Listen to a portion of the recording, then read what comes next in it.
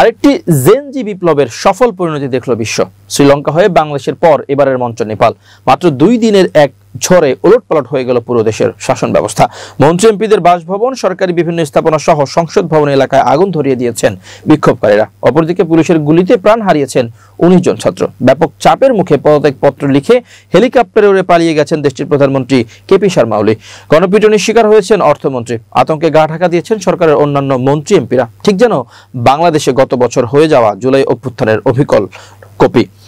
প্রায় একই রকম ঘটনা ঘটেছে আরো 2 বছর আগে শ্রীলঙ্কায়। খুব সামান্য ইস্যুতে থেকে উদ্ভূত আন্দোলন পরিণত হয়েছে বিশাল ঝড়ে। অনেকেই এখন প্রশ্ন, এরপর আর কোন দেশে আঘাত হানতে যাচ্ছে এই জেনজি ঝড়? ইঙ্গিতটা অনেকটা ভারতের দিকে। খোদ ভারতের ক্ষমতাসীন বিজেপির মিত্রশক্তি শিবসেনার নেতারাই আশঙ্কা করছেন গভীরভাবে এ নিয়ে ভাবার সময় এসেছে ভারতের প্রধানমন্ত্রী নরেন্দ্র মোদীর জন্য। এখনই সতর্ক না হলে শেখ হাসিনা ও কেপি শর্মা ওলির মতো একই রকম পরিণতি ভোগ করতে হতে পারে মোদীকেও। তাদের মতে দক্ষিণ এশিয়া জুড়ে এই জেনজি ঝড়ের তাৎক্ষণিক এবং গভীর প্রভাব রয়েছে ভারতের জন্য। মূলত সরকার 26টি সোশ্যাল মিডিয়া প্ল্যাটফর্ম নিষিদ্ধ করার পর যে বিক্ষোভ দেখিয়েছে নেপালের জেনজি, তা সাধারণ অন্য কোনো আন্দোলনের মতো নয়। তরুণ নেপালিরা যে অভ্যুত্থান ঘটিয়েছে তা কেবল ফেসবুক, ইনস্টাগ্রাম, হোয়াটসঅ্যাপ এবং এক্স এর জন্য ছিল না। এই সংকটের শিকড় আরো গভীরে। শাসন ব্যবস্থায় দীর্ঘদিনের স্বজনপ্রীতি ও দুর্নীতি, ক্রমবর্ধমান বেকারত্বই প্রধান অনুঘটক হিসেবে কাজ করছে এই আন্দোলনের পেছনে।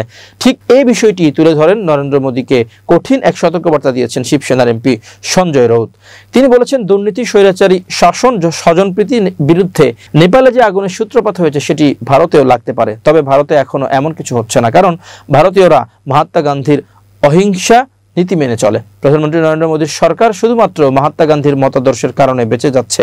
শিবসেনার নেতা বলেন, নেপালের এ স্ফুলিঙ্গ যদি ভারতে আসে, ভারত আজ পর্যন্ত টিকে আছে কেবল মহাত্মা গান্ধী এখানে জন্মেছিল বলেই। আজও মানুষ মহাত্মা গান্ধীকে বিশ্বাস করে, সেই কারণেই এই মানুষগুলো টিকে আছে। মোদীজি, আপনি গান্ধীকে যতই গালাগালি করুন না কেন, আপনার সরকারও গান্ধীর আদর্শের কারণেই টিকে আছে।